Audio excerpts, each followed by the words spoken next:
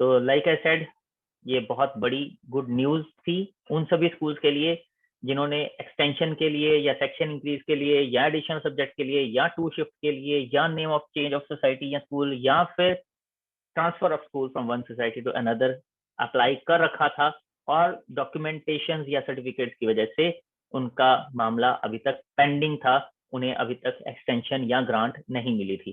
तो सीबीएसई ने बहुत बड़ा दिल दिखाते हुए उन सभी को बहुत अच्छी न्यूज दी है। मेरी तरफ से भी उन सभी स्कूलों को बहुत बहुत बधाई। अगर ये वीडियो अच्छा लगा हो तो इसे लाइक और शेयर जरूर कर दीजिएगा और मेरे चैनल प्रिंसिपल रसिक गुप्ता को सब्सक्राइब करके नोटिफिकेशन बेल का बटन जरूर दबा दीजिएगा ताकि इन फ्यूचर भी ऐसे ही इंफॉर्मेटिव वीडियोस जब मैं अपलोड करूं तो उनकी नोटिफिकेशन आपको तुरंत मिल जाए। Till then keep watching principal Rasik Gupta. Thank you.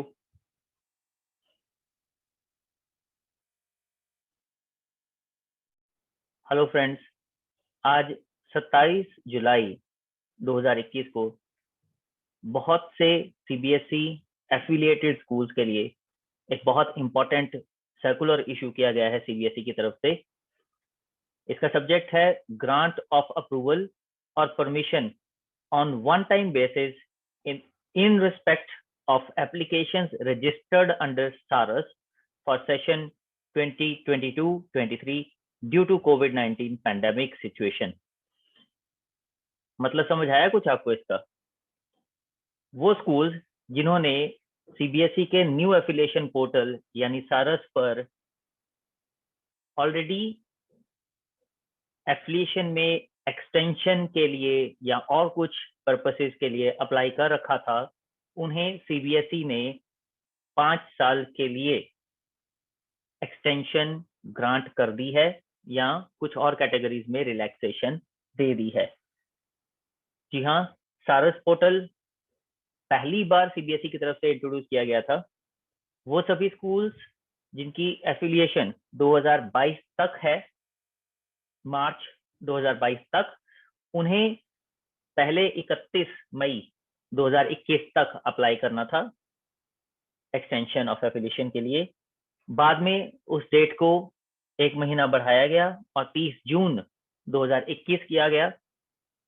फिर लास्ट मोमेंट्स पे उस डेट को एक बार और एक्सटेंड किया गया और 31 जुलाई 2021 को लास्ट डेडलाइन फिक्स की गई उन स्कूल्स के लिए जिन्हें एक्सटेंशन ऑफ एफिलिएशन के लिए अप्लाई करना था। बहुत मुश्किल प्रोसेस है ये। मेरा खुद का स्कूल इसी कैटेगरी में फॉल करता है। 2022 तक हमारी एफिलिएशन है, मैंने भी अप्लाई किया था और हमें एक्सटेंशन मिल भी चुकी है। मगर प्रोसेस जैसे मैंने बोला बहुत टफ है क्योंकि इसमें बहुत से सर्टिफिकेट्स ऑब्टेन करने पड़ते हैं। Building safety, fire safety, water safety, RTE. उसके अलावा एक जो सबसे बड़ा पेज था वो था डिजिटल सिग्नेचर्स को लेकर, क्योंकि कैटेगरी ऑर्गेनाइजेशन क्लास 3 के डिजिटल सिग्नेचर्स बनवाने थे। उसके बाद एक बार नॉर्मल फाइल अपलोड होती है और एक बार .pfx फॉर्मेट में अपलोड होती है। तो बहुत से स्कूल्स को बहुत मुश्किलों का सामना करना पड़ा एक्चुअली में, जिसे बोर्ड ने अभी रियलाइज किया है, जिसे वो अपने सर्कुलर में एक्सप्रेस भी कर रहे हैं। दे आर क्लियरली सेइंग कि बोर्ड ने जो स्कूल एफिलिएशन री इंजीनियर्ड ऑटोमेटेड सिस्टम यानी सारस इंट्रोड्यूस किया था वो एनईपी के अकॉर्डिंगली किया था। टाइम बाउंड मैनर में स्कूल्स को एफिलिएशन दी जा सके, एक्सटेंशन दी जा सके, इसके लिए किया गया था।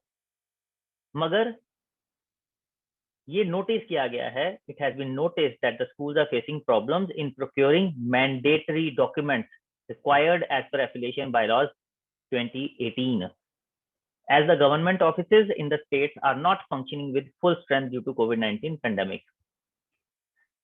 चलिए, देर आए दुरुस्त आए। ये चीज सीबीएसई को पहले भी रियलाइज करनी चाहिए थी, मगर अभी भी उन्होंने कर लिया, तो बहुत बहुत शुक्रिया उनका। क्योंकि वाकई में इन डॉक्यूमेंट्स को प्रोक्योर करने के लिए स्कूल्स को बहुत मुश्किलों का सामना करना पड़ रहा था because of low strength. Government office जितने भी थे वहां पे फुल स्ट्रेंथ नहीं थी, कई बार ऑफिसर्स नहीं मिलते थे, कई बार क्लर्क्स नहीं मिलते थे, तो मुश्किल होती थी। तो in absence of these mandatory certificates, applications under SARAS for session 22-23 are getting rejected and schools need to apply afresh with requisite fee. जी हाँ, बहुत से schools की applications reject भी हुई और उनको फिर से fee payment करके application दोबारा submit करनी पड़ी। ये कैसे पता चलता है? ये कैसे पता चलता है? ये देखिए, ये है सीबीएसई की जो वेबसाइट, ऑफिशियल वेबसाइट cbse.gov.in। आप जब इस पे जाएंगे तो यहाँ पे सरस पोर्टल है जिसे आपको क्लिक करना है। फिर ये एक कंटिन्यू का बटन यहाँ पे बना है, इसे आप क्लिक करेंगे।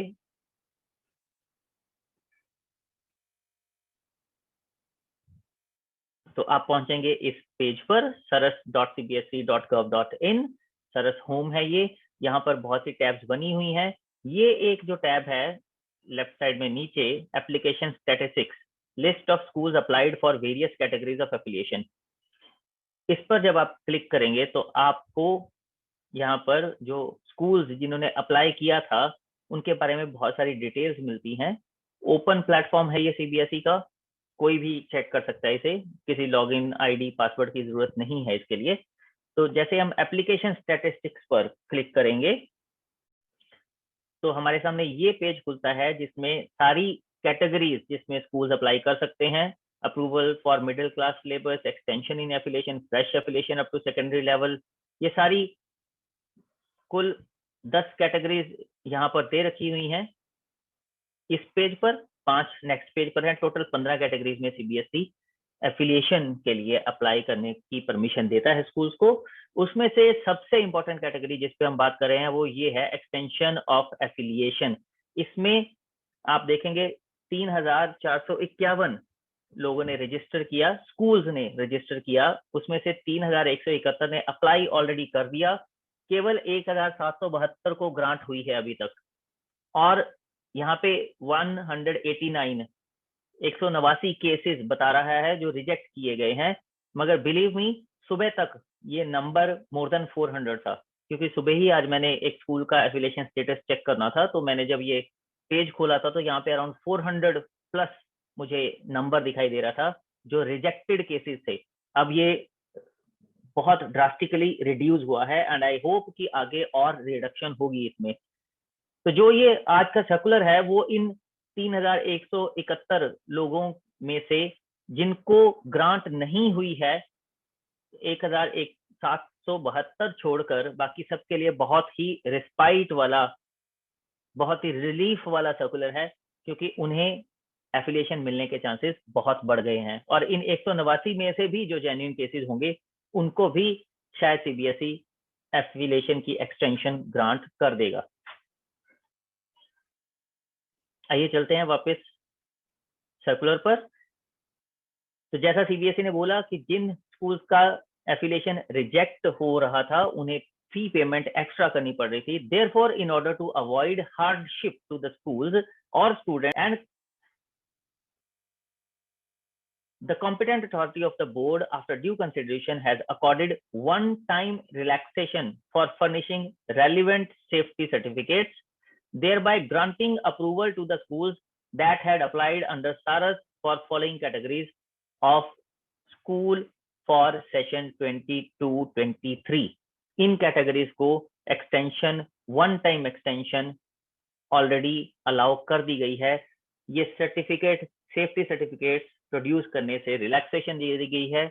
इसमें पहली कैटेगरी है एक्सटेंशन ऑफ एफिलिएशन, दूसरी है सेक्शन इंक्रीज, तीसरी है इंट्रोडक्शन ऑफ एडिशनल सब्जेक्ट, चौथी कैटेगरी परमिशन ऑफ 2 शिफ्ट, पांचवी permission of name change of school और society as per the status of the school, और छठी कैटेगरी है transfer of school from one society to another.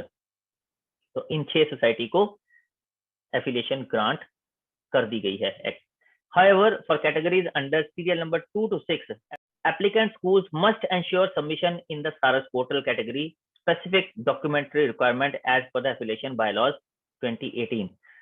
affiliation bylaws 2018 के accordingly in category 2 to 6 वाले schools को ये ensure करना है कि वो specific documentary requirement SARAS portal पर ही अपलोड जरूर करें। However, the above mentioned category schools must update the mandatory certificate under mandatory public disclosure on the school website. In this regard, the applicant schools must ensure the following directions of the board. All cases of extension of affiliation registered up to session 22-23 shall be granted extension for a period of 5 years, irrespective of the stage where application is pending. That is, be a scrutiny level, inspection committee level, deficiency और compliance level etcetera etcetera. मतलब किसी भी stage पर application है इस time पे, चाहे वो स्क्रूटनी लेवल पे है, चाहे वो इंस्पेक्शन कमेटी के लेवल पे है, चाहे डेफिशिएंसी और कंप्लायंस के लेवल पे है, इन सभी स्कूल को 5 साल के लिए irrespective of the stage extension in affiliation grant कर दी गई है. बहुत बड़ी गुड न्यूज है इन स्कूल्स के लिए. जब भी स्कूल चल रहा है या स्कूल जब चलना शुरू होगा, उस टाइम पे ये सारे सर्टिफिकेट स्कूल्स के पास होने चाहिए ताकि बच्चों की सेफ्टी इंश्योर की जा सके. जब भी सीबीएसई या कोई और गवर्नमेंट अथॉरिटीज ये सभी सर्टिफिकेट्स या कंप्लायंस या डाटा मांगे तो स्कूल उसे प्रोड्यूस करने लायक होना चाहिए. मतलब स्कूल के पास ये सब चीजें होनी चाहिए उस टाइम तक. क्लॉज 12 पढ़ लीजिएगा, उसके अकॉर्डिंगली जो पेनल्टीज हैं वो लगेंगी अगर ये डॉक्यूमेंटेशन या सर्टिफिकेट्स वगैरह प्रोड्यूस नहीं किए गए जब डिमांड किए जाएंगे सीबीएसई या और डिपार्टमेंट्स के द्वारा. तो एफिलिएशन बायलॉज 2018 अवेलेबल है इंटरनेट पर, पढ़ लीजिएगा. उसका 2.5.5 क्लॉज, उसके अकॉर्डिंगली सारे डॉक्यूमेंट्स और सर्टिफिकेट स्कूल के पास होने चाहिए. Extension of affiliation is being granted as one time measure. अगर कोई ऐसे केस हैं जिनको शो कॉज नोटिस इशू किया गया था या कोई ग्रीवियंसेस या लीगल केसेस चल रहे हैं, उसके केसेस में बोर्ड एफिलिएशन बायलॉज के अकॉर्डिंगली ही फैसला करेगा. In respect of above mentioned categories of the school, the board reserves the right to conduct inspection as per clause this of the affiliation bylaws. In case of already rejected cases registered in SARAS portal for 22-23 session, the cases shall be considered on suo motu basis. तो CBSE suo motu इन cases को consider कर लेगा. हो सकता है sympathetically consider करके affiliation grant भी कर दे. तो like I said, ये बहुत बड़ी गुड न्यूज थी उन सभी स्कूल्स के लिए जिन्होंने एक्सटेंशन के लिए या सेक्शन इंक्रीज के लिए या एडिशनल सब्जेक्ट के लिए या 2 शिफ्ट के लिए या name of change of society या स्कूल या फिर transfer of school from one society to another apply कर रखा था और डॉक्यूमेंटेशन या सर्टिफिकेट की वजह से उनका मामला अभी तक पेंडिंग था, उन्हें अभी तक एक्सटेंशन या ग्रांट नहीं मिली थी. तो सीबीएसई ने बहुत बड़ा दिल दिखाते हुए उन सभी को बहुत अच्छी न्यूज दी है. मेरी तरफ से भी उन सभी स्कूलों को बहुत बहुत बधाई. अगर ये वीडियो अच्छा लगा हो तो इसे लाइक और शेयर जरूर कर दीजिएगा और मेरे चैनल प्रिंसिपल रसिक गुप्ता को सब्सक्राइब करके नोटिफिकेशन बेल का बटन जरूर दबा दीजिएगा ताकि इन फ्यूचर भी ऐसे ही इंफॉर्मेटिव वीडियोस जब मैं अपलोड करूं तो उनकी नोटिफिकेशन आपको तुरंत मिल जाए. Till then keep watching principal Rasik Gupta. Thank you.